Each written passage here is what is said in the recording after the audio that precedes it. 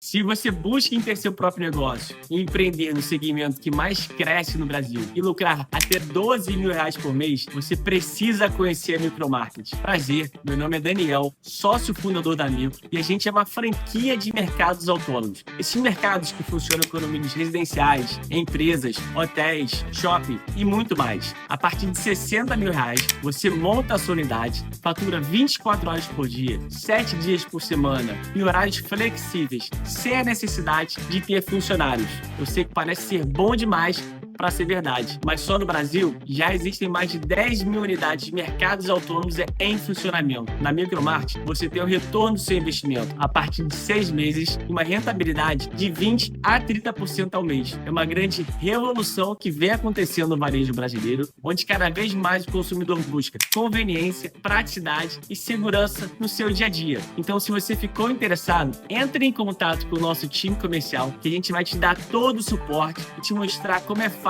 empreender com a Micromarket. Eu espero vocês. Forte abraço.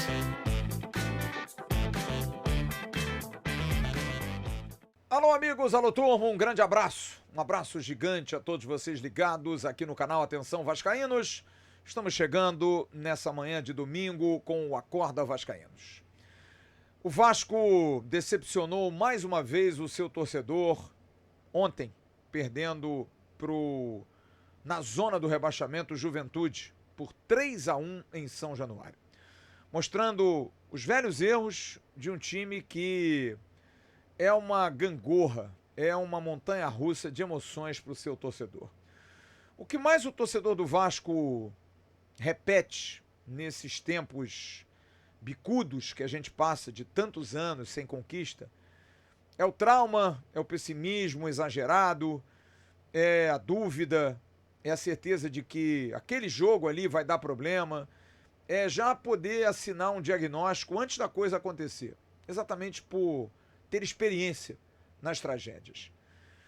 E realmente está acontecendo tudo de novo.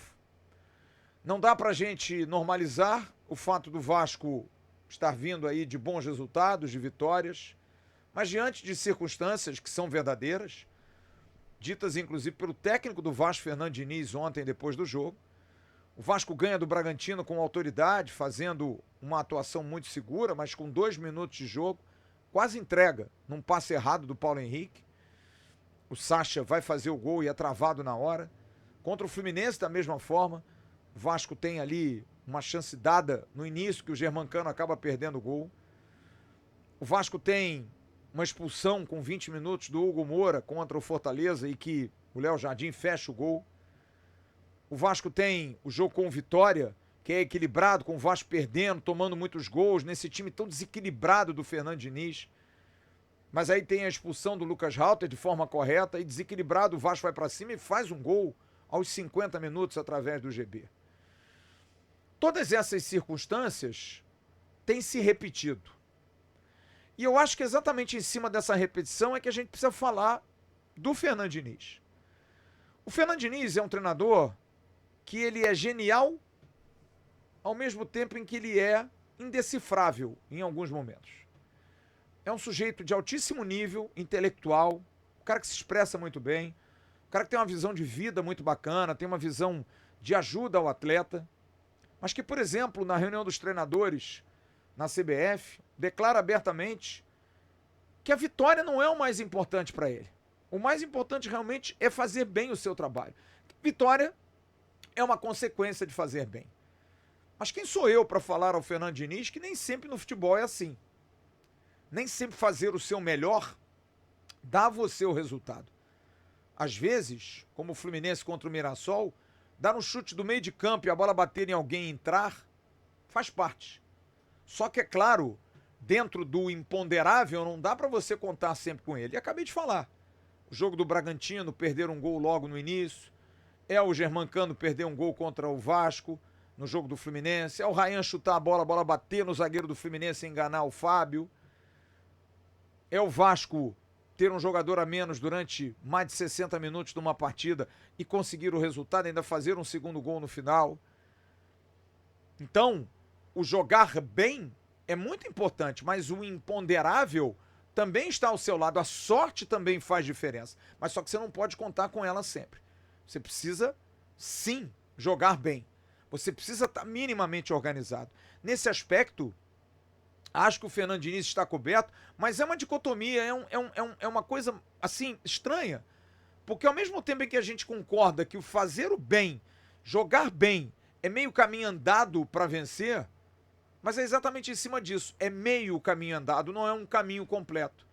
Porque às vezes nem só os bons, era a seleção de 82 na Espanha, que é campeã moral até hoje. A Itália pragmática ganhou o título. Então, o futebol precisa ter também o diferente. E acho que o Fernando Diniz precisa repensar isso. Inclusive nos trabalhos dele mais recentes. Porque ele foi campeão da América com o Fluminense, mas saiu do Fluminense muito mal. Brigando para não cair, o Mano Menezes teve que assumir para livrar o Fluminense. Mas por quê? Quais são as explicações de um time que ganhou tudo e de repente na Libertadores foi o melhor time da América do Sul, e foi realmente, e aí de repente, me lembro daquele jogo com o River, que o Fluminense abomina o River Plate jogando aqui, mas aí chega no Campeonato Brasileiro, briga para não cair, tem que vir um treinador para conseguir salvar? O que muda tanto assim a maneira do treinador ir bem e depois cair? É rendimento, é compromisso, é busca por algo melhor?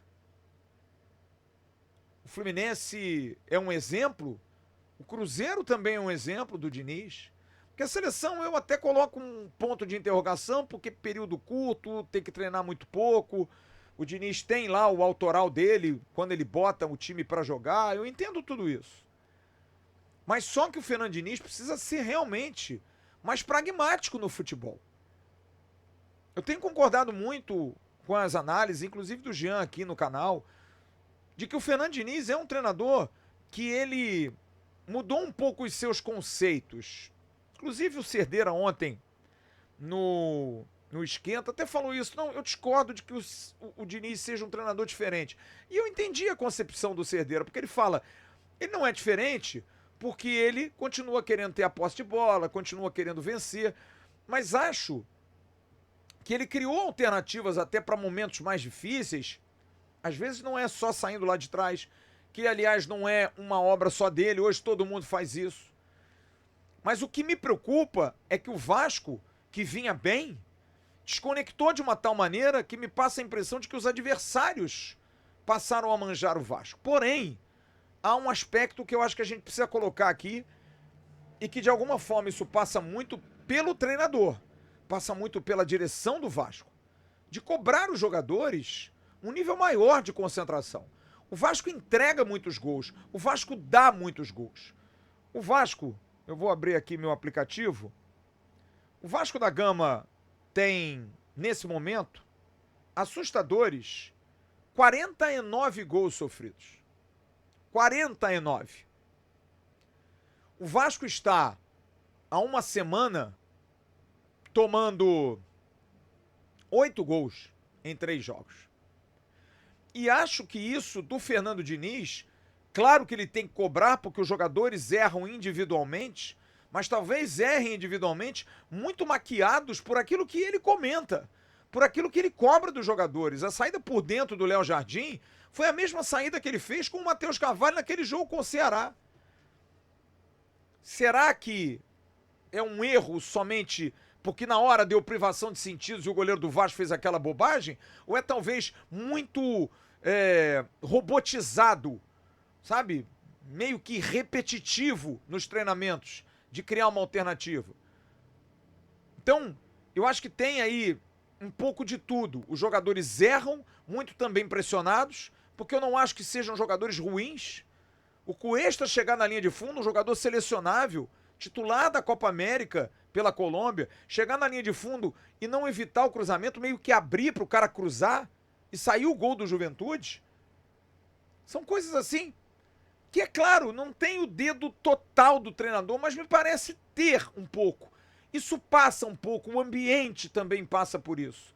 E acho que o Diniz tem a sua parcela de culpa quando, por exemplo, diz que o Robert Renan é um dos melhores zagueiros. do mundo na saída de bola. E olha como o Robert Renan tem errado nisso. Olha como o Robert Renan tem errado no principal que ele tem que ter, que é zagueirar. Como ele erra às vezes no bote.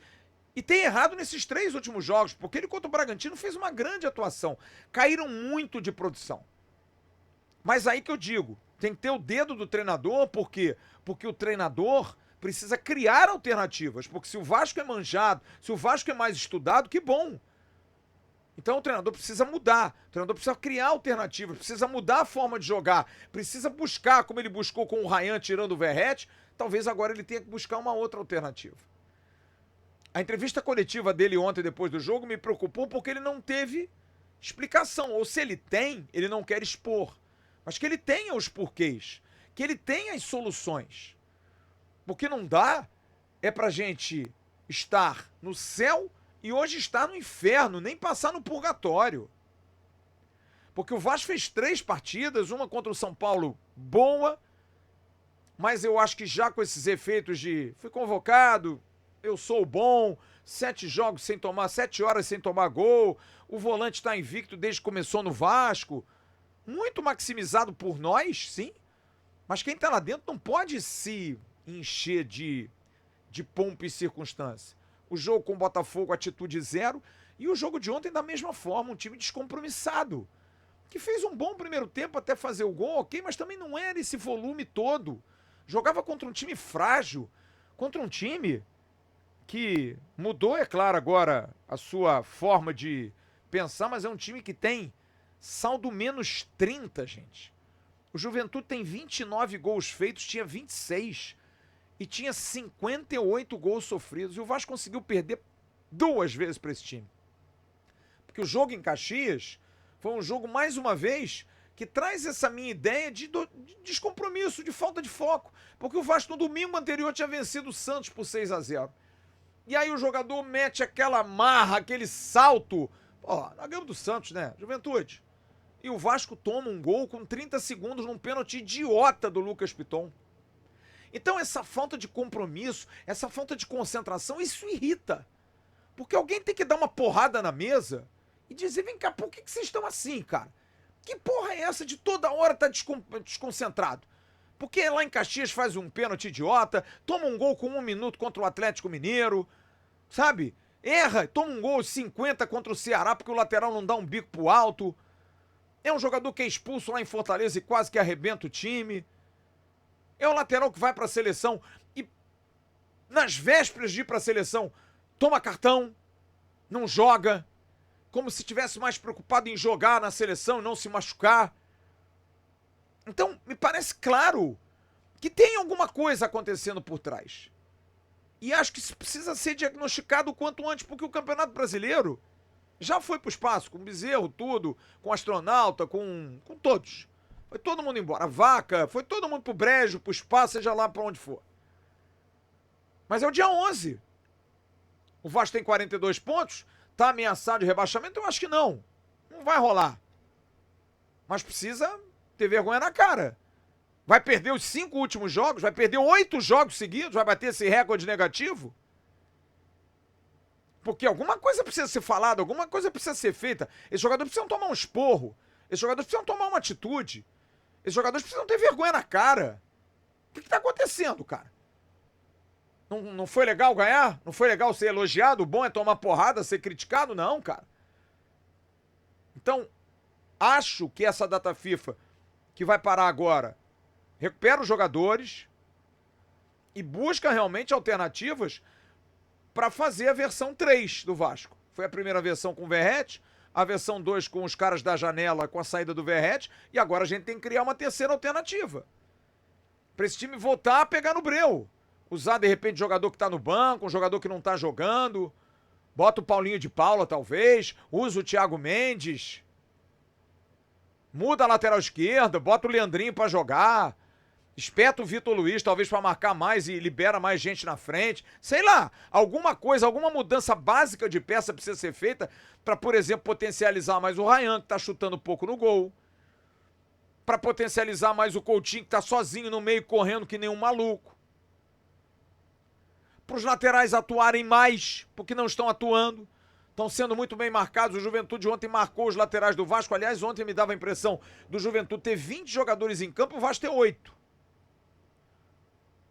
O Vasco sempre enrolado, não marcava forte a saída de bola, mesmo assim tomava a bola nas costas. Porque quando você não marca a saída de bola, quer dizer, você tá com um bloco médio, bloco baixo médio. Mas você mesmo assim toma a bola por dentro, é muita desatenção, sabe? É muita falta de concentração, é muita falta de amor ao jogo, à sua profissão, à sua atividade. E outra coisa, eu pelo menos sou assim, eu quero ganhar sempre. Eu ganhei 1, eu quero ganhar 2, eu ganhei 2, eu quero ganhar 3, eu quero ganhar 4, eu quero ganhar. E me dá a impressão de que esse time, sabe? Ah, porra, tá bom. Vai dar mesmo, vambora. Não, cara, é tesão por ganhar. Ou então é mentalidade. De talvez quem esteja lá dentro, algumas ervas daninhas, que pensem de repente que não, cara. Pô, a gente já conseguiu o que a gente... Porque é o pensar pequeno. Eu ouvi uma expressão ontem que me assustou muito, mas que talvez seja uma realidade. É a volta do velho Vasco novo. O velho Vasco que na hora H, no pau.